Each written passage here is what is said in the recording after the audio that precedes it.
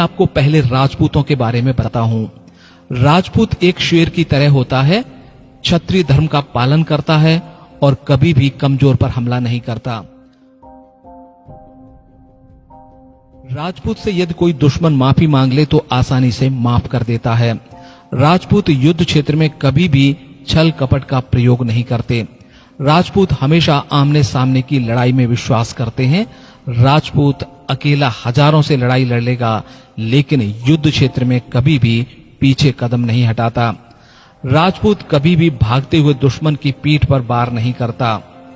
एक राजपूत के लिए आन बान शान और युद्ध में अपनी मातृभूमि के लिए जान देना शान समझी जाती है। एक राजपूत युद्ध क्षेत्र में कभी भी पीठ नहीं दिखाता और सीने पर वार सहकर मरना पसंद करते हैं। राजपूत एक दिलेर कौम है, पर स्वभाव शेर के जैसा। जिस प्रकार शेर झुंड में रहना पसंद नहीं करते, वयस्क होने पर अपना एक एरिया बना लेते हैं, राजपूतों में भी वही प्रवृत्ति पाई जाती है। राजपूत एकल रहना और एकल लड़ना पसंद करते हैं। युद्ध क्षेत्र में दिमाग पर कम और अपनी ताकत पर भरोसा ज्यादा करते हैं। दोस्तों, अब मैं आपको युद्ध क्षेत्र में राजपूतों के कारनामे बताता हूं। राजपूत बप्पा रावल ने भारत में इस्लामिक आक्रमण को हराया और फिर इस्लामिक देशों में घुसकर अरब देशों तक अपना परचम लहराया। राजपूत 600 सालों तक अपने क्षत्रिय धर्म का पालन करते रहे और आमने सामने की लड़ाई में 600 सालों तक इस्लामिक आक्रमणकारियों को भारत में नहीं घुसने दिया। राजपूत सम्राट पृथ्वीराज चौहान ने तो 16 बार मोहम्मद गोरी को हराया।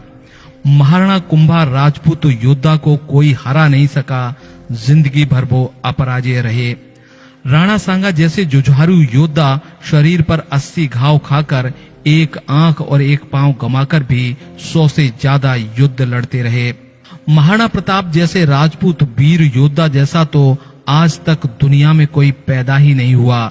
महाराणा प्रताप की तलवार की ताकत इतनी थी कि दुश्मन के साथ घोड़ा भी 2 टुकड़े हो जाता था।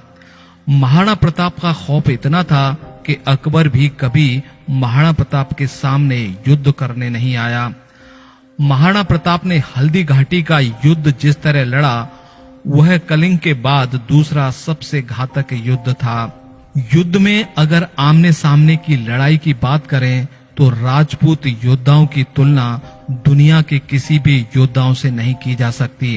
राजपूत भारत में ही नहीं दुनिया में सर्वश्रेष्ठ हैं।